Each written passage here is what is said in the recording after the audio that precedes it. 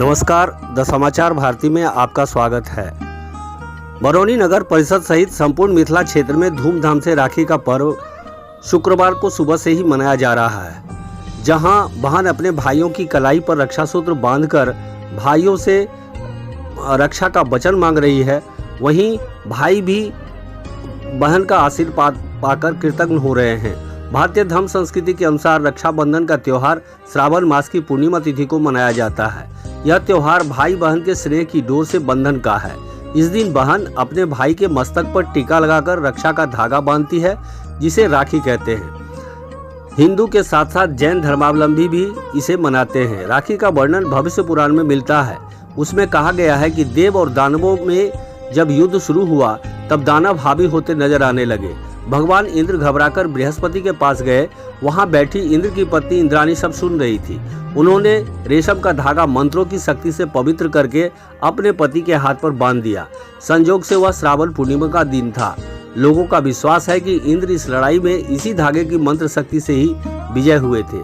उसी दिन से श्रावण पूर्णिमा के दिन से धागा बांधने की प्रथा चली आ रही है। इस संबंध में एक कथा यह भी प्रचलित है कि दानवेंद्र राजा बलि ने जब 100 यज्ञ पूर्ण कर स्वर्ग का राज्य छीनने का प्रयत्न किया तो इंद्र आदि देवताओं ने भगवान विष्णु से प्रार्थना की। तब भगवान वामन अवतार लेकर ब्राह्मण का वेश धारण कर राजा बलि से भिक्षा मांगने पहुंचे। गुरु के मना करने पर भी बलि ने 3 पग भूमि दान कर दी।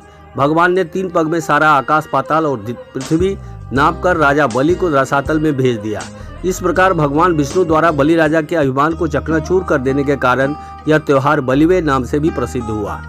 वहीं ऐतिहासिक प्रसंग की बात करें तो जब राजपूत लड़ाई पर जाते थे तब महिलाएं उनको माथे पर कुमकुम तिलक लगाने के साथ साथ हाथ में रेशमी धागा भी बांधती थी, इस विश्वास के साथ कि यह धागा उन्हें विजयश्री के साथ वापस ले आएगा। कहते हैं मेवाड़ की रानी कर्मावती को बहादुर शाह द्वारा मेवाड़ पर हमला करने की पूर्व सूचना मिली। रानी लड़ने में असमर्थ थी, अतः उसने मुगल बादशाह हुमायूं को राखी भेजकर रक्षा की याचना की।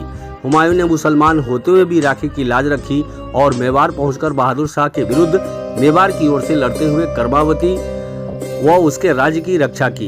इन विभिन्न कथाओं के बीच वर्तमान समय में बहनों के द्वारा भाई से रक्षा की उम्मीद की जाती है तथा भाई भी अपने बहनों से आशीर्वाद लेकर रक्षा के लिए तत्पर रहते हैं।